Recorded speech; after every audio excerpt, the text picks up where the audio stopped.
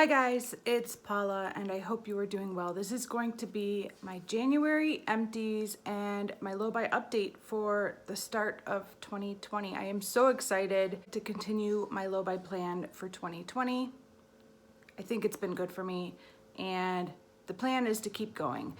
Let's start with my empties. I have one hair care empty. It's just a foil sample of shampoo and conditioner from Bumble and Bumble. Thought it was good. I'm always happy to get a free shampoo and conditioner sample. They go quickly. I don't hoard these. I use them very quickly. This was for dry hair, and I did notice that I could not get 3 days out of this shampoo and conditioner. I got a little greasy by day 2 and I had to wash my hair again. So I don't know if I need a shampoo and conditioner specifically formulated for dry hair, but other than that, it smelled nice. It was a nice product. I liked it. I'm probably not gonna run out and buy the full size, but always glad to try a shampoo and conditioner sample. For perfume, I finished my body spray. This was in my This Is Me project pan. It was the Body Source Refresher Spray in the scent Tropical Guava. I worked at Kohl's for a few years while I was in college. I graduated from college 20 years ago. I bought this with my employee discount while I was working at Kohl's. It still smelled good. I'm so glad I used it up. I have zero feelings about this product other than, the joy I'm feeling at the thought of recycling this packaging because I no longer have to store it. This has probably lived in 3 different houses with me, but if I move, it's not going with me to the next house. And I finished one nail polish. This was my Deborah Lippmann polish in the shade Bare It All. I'm not ecstatic about this empty. I really enjoyed this nail polish. I loved every manicure I did with it. I loved the color. It was kind of a purpley mauve shade. I loved the formula. It lasted for days without chipping, and even when it did chip, it was so subtle that you couldn't even tell it was chipping. I really like this polish. I'm sad it's gone, but I have hundreds more to get through, so there's that. Okay, body care products. I finished my body wash. This is along the same lines as the body spray. This is from the Healing Garden, and I bought it when I worked at Kohl's 20 plus years ago, so what the heck. I am a hoarder. I am a former hoarder of beauty products, and I am trying to change my ways, and every time I finish off something like this that I know I've had for over 20 years, it feels amazing because that's ridiculous, and I do know that. I know I'm ridiculous. I also finished off a body powder. This is from Victoria's Secret in the shade Pear Glacé. If you are over 20 years old, 25 years old, you remember that Pear Glacé was the scent of the early 90s. You could walk into any store, any place where women gathered, and you would smell Pear Glacé. It was amazing. It was a very lovely smell, and I think we got sick of it in those 2 years, and we never want to wear it again. So I don't know why this perfume isn't still popular, but it was the most popular perfume for a couple years, and now you never smell it anywhere. The powder smelled just like the body spray and the lotion. I think I still have a body spray and lotion in this scent, so I'm not done with the scent. But I am so glad to have another powder out of my stash. My nose is running. I'm so happy to have another powder out of my stash. I'm ecstatic. I've already started working on a new old one, but I'm down one more powder and I couldn't be happier. My last body care empty is just a sample of Bath & Body Works Twilight Woods. It was almost gone. It was like down to here, and when I was doing my inventory and I saw this, I thought, nope, this is not going to be in my inventory. So I quickly brought it back into the bathroom and I started working on it to finish it off because I did not want this in my 2020 inventory pictures. So I finished this off. I forgot how much I love this scent. Twilight Woods is a lovely scent. It works really well with my body chemistry. I don't know what it is in here that just smells so yummy, but this scent really works well with me. I do have a full size and another sample size of this lotion. I don't think I have any like body sprays or perfume sprays, but I can continue enjoying this scent even though this is gone. So Yay. All right, let's move on to the products I use on my face. My first empty is a face wash. This is the Purity Made Simple 3-in-1 cleanser from Philosophy. This might be my all-time favorite face wash to use at night. I really like this. I like a different face wash at night than I like in the morning, but at night I just want something that makes my skin feel really clean and that will remove the oils, because I use this after I oil cleanse. So I need something strong enough to remove the oils from my skin that I just piled on to get my mascara off, but gentle enough to leave my skin feeling soft and supple and, you know, ready for sleep. And this does that. So I really like this product. I'm using a cleanser from Kate Somerville now, and I actually really like that one too. They both have the same good qualities that I'm looking for in a nighttime cleanser. So I don't know what I'm gonna go with long term, but I would definitely consider repurchasing this. I like it a lot. I have no idea what the cruelty-free status is of Philosophy. I would have to look into that, because that might make the difference. If one of those products is cruelty-free and one of them is not, I would go with the one that is cruelty-free. I finished this Neutrogena oil-free acne wash. It's a gentle scrub, and I agree, it is a gentle scrub. I really like this. I thought it was good. I'm pretty sure Neutrogena is not cruelty-free. So,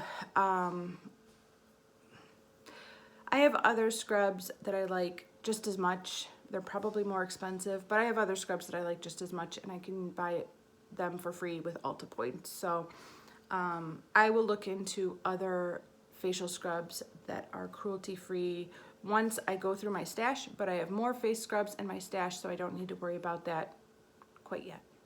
I have two little samples here. The first one is my Drunk Elephant Sea Tango Eye Cream. I thought this was really good. I have no complaints about it other than the fact that Drunk Elephant is pretty pricey. This came in a set called The Littles, and I'm trying to go through these. I received several comments from you guys kind of giving me warning that certain Drunk Elephant products go bad quickly. They become less effective, and I should get on using them if I have them. So I have started to work through some of these. There's some serums that I'm currently working on. I like this. I don't know what eye cream I'm gonna go with once I use up the eye creams that I have, but I would definitely consider purchasing this. I wish this was at Ulta and I could use Ulta points to buy it, but it's at Sephora. So that's kind of a deal breaker for Drunk Elephant. I'm much more likely to buy skincare at Ulta because I can get it for free with points. I finished a mask. The tiniest mask ever, but I couldn't be happier. Any mask out of my stash is a win. This is the Origins Ginseng Refreshing Face Mask. I'm not in the market for a new face mask. I'm not in the market for the brand Origins. They are not cruelty-free. So, I am not going to be repurchasing this, but I'm really glad I used it up. I finished this Agave lip scrub and lip balm sample from Bite Beauty. This was part of the birthday gift from, I don't know, 2 years ago now. My birthday's at the end of the year, so I always get these in like November.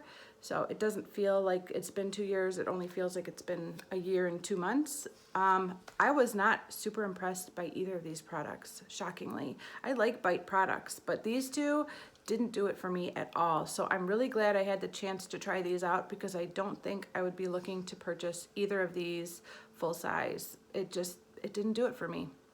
Okay, let's talk about makeup. I finished this Butter London lip gloss. This was in my 2020 Vision Project Pan. I worked on this for 18 months, and I did not finish this by the finale of the project. It took a few more weeks before I finally finished it, but it is officially gone. I did remove the stopper. I got every last bit of product out that I could reach, and I'm satisfied with the fact that there's like a drop left. I'm okay with it. It's gotta go. I'm so happy that it's going. I wish it would have been in my 2019 empties, but I'm just glad it's gone now. Same thing with this guy here. This is the blush I was panning all last year. This is from Elizabeth Mott. It's in the shade Peachy Pink. It was in my Pan That palette for 2019. I really wish I would have finished it by the finale of that project, but it needed 3 more weeks. I just finished it about a week ago. But there it is, shiny, gorgeous pan. I'm glad it's gone now. That's all I can say. I'm so happy it's finally gone. I am hoping to finish 3 blushes in 2020. and this is the first one. So 1 down, 2 to go. I finished this makeup primer from Becca. This was the Velvet Blurring Primer. It was good, but I don't think it's my kind of primer. It doesn't have the qualities that I'm looking for in a primer. It left my skin feeling very powdery, which was kind of cool, but then I felt like I was having trouble with the cream products that I was trying to apply over it, and they weren't working well together. So yeah, that was my problem with this. If you're interested in a blurring primer that leaves your skin feeling powdery, I would highly recommend this one. You might love it. I'm calling it quits on this mascara. This is my Benefit Roller Lash. I don't follow any timelines when it comes to mascara. If you've seen my videos before, you know that I don't give a crap about timelines for mascara. I use them until they're gone. So I've been using this for like, I don't know, 6-7 months. It's just a little sample. And it still lasted like over a half of a year, but it's finally gone. I'm calling it quits. It's really not doing anything for my eyelashes anymore. So it's a goner. And finally, I finished my first eyeshadow of 2020. It was in this spot right here, and there is no eyeshadow there anymore because I used it. Really happy to have my first empty eyeshadow pan for the year. Obviously, I put a lot of work into this eyeshadow last year and maybe the year before as well, so it took a while to get there, but considering last year in 2019, for the whole year, I only had 1 eyeshadow empty, and we're just in January, and I already have 1 eyeshadow empty. I'm feeling really optimistic about what this year could bring as far as makeup use up. So, 1 eyeshadow empty. I am going to tally up my totals for my empties, and we will move on to the discussion of my low buy update and where I'm at with my low buy. Okay, let's talk about my low buy update. I am going to give myself 7.5 points towards my low buy bank. These 2 full-size products right here are going to count for 2 points, 3, 4, 5, 6. The eyeshadow in here is 6. And I'm going to give myself a half point for these 3 products. So this gets me to 7, and this gets me to 7.5.